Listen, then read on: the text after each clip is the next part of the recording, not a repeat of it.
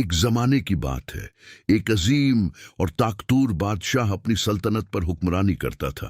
اس کے پاس دولت، فوج اور شان و شوکت کی کوئی کمی نہ تھی، مگر وہ ہمیشہ ایک سوال میں الجھا رہتا تھا: زندگی کی اصل حقیقت کیا ہے؟ اسی الجھن کی وجہ سے وہ اکثر اپنے وزیر کو بلاتا اور عجیب و غریب سوالات پوچھتا۔ ایک دن بادشاہ نے وزیر کو دربار میں طلب کیا اور کہا: اے وزیر، مجھے بتاؤ، دنیا میں سب سے طاقتور چیز کیا ہے؟ وزیر نے ادب سے جواب دیا: جہاں پناہ، وقت سب سے طاقتور ہے، کیونکہ وقت ہر چیز کو بدل دیتا ہے، بادشاہت بھی اور غریبی بھی۔ بادشاہ نے کچھ دیر سوچا، مگر وہ مطمئن نہ ہوا۔ اگلے دن اس نے دوسرا سوال کیا: دنیا میں سب سے قیمتی چیز کیا ہے؟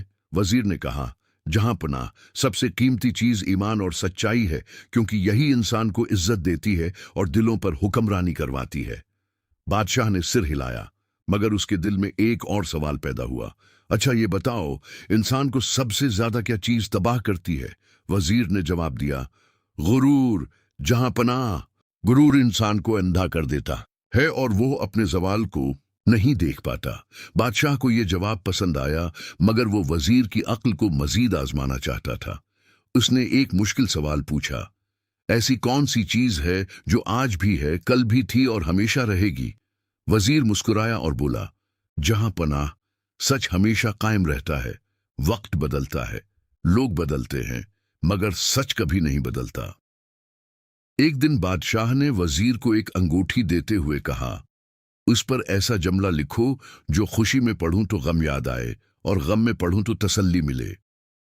وزیر نے چند لمحے سوچا اور انگوٹھی پر لکھ دیا: یہ وقت بھی گزر جائے گا۔ جب بادشاہ نے وہ جملہ پڑھا تو وہ حیران رہ گیا۔ اسے احساس ہوا کہ واقعی خوشی ہو یا غم، سب عرضی ہے۔ کچھ دن بعد بادشاہ نے وزیر سے آخری سوال کیا: ایک اچھا حکمران کیسے بنتا ہے؟ وزیر نے کہا: جہاں پناہ، ایک اچھا حکمران وہ ہوتا ہے جو انصاف کرے، عاجزی اختیار کرے اور اپنی رعایا کو اپنی اولاد سمجھے۔ یہ جواب سن کر بادشاہ کی آنکھوں میں آنسو آ گئے۔ اسے احساس ہوا کہ اصل طاقت دولت یا فوج میں نہیں، بلکہ انصاف اور عاجزی میں ہے۔ اس دن کے بعد بادشاہ نے اپنی عادتیں بدل دیں۔ وہ پہلے سے زیادہ انصاف کرنے لگا اور اپنی رعایا کا خیال رکھنے لگا۔ لوگ اس سے محبت کرنے لگے اور اس کی سلطنت خوشحال ہو گئی۔ یوں وزیر کی دانائی اور حکمت نے نہ صرف بادشاہ کو بدل دیا، بلکہ پوری سلطنت کو بھی سکون اور خوشی عطا کی۔